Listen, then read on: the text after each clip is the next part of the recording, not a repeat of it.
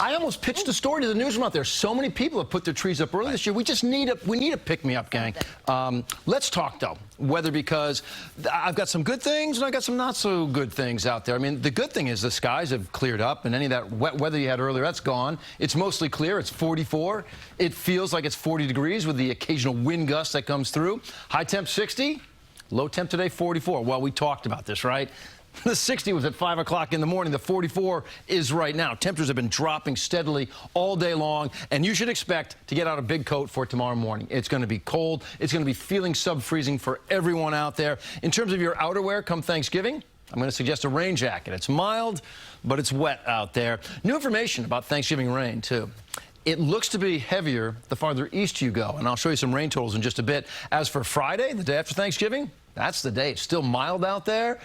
Things have dried out. The sun comes back out. I just wish it could time itself out to where Thanksgiving looked better. And I'm seeing more and more evidence that we're just locked in. It looks like it's going to be a wet Thanksgiving this year. That northwest wind has kicked in. That's what's dropping the temperatures. Now, the interesting part is when you look at where the rain is that we had this morning, it's well offshore. But when it was with us, we had this southwest wind ahead of it.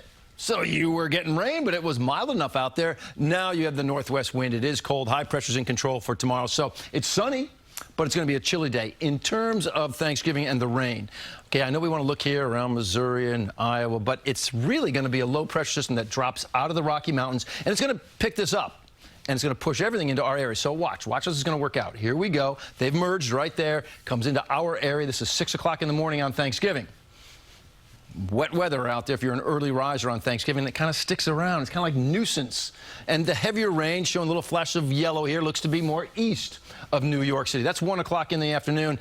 And then sometimes after the sun sets, things are going to clear out. And this is showing a picture at 10 p.m. And it's setting up for a good-looking Friday, or a better-looking Friday out there. But the amount of rain you pick up from New York City, points north and west, it looks to be about a half an inch or so, half an inch or less. And then if you go east or south, anywhere from, say, 0.9 for Belmar and Toms River to over an inch from Brentwood out to Montauk. So about an inch to an inch and a half if you're east or south of the city. That's where I think you'll find the bigger numbers. Taking a peek at the numbers. On the thermometer for tomorrow, the best you're going to do, 47. The sunshine is back, but it is a breezy one out there. Then get into your day on Wednesday, 54 degrees. Could be a little bit of nighttime rain that develops, but it's more so holding off for, darn it all, for Thanksgiving. 58 degrees, so I do see wet weather on again, off again for your Thanksgiving. Not huge rainfall numbers unless you go a little farther to the east. 58 degrees for your Friday, and again, the better weather comes back. The upcoming weekend looks pretty good with temps in the 50s. Guys, it's all yours. All right. Thank you, Lonnie. Okay.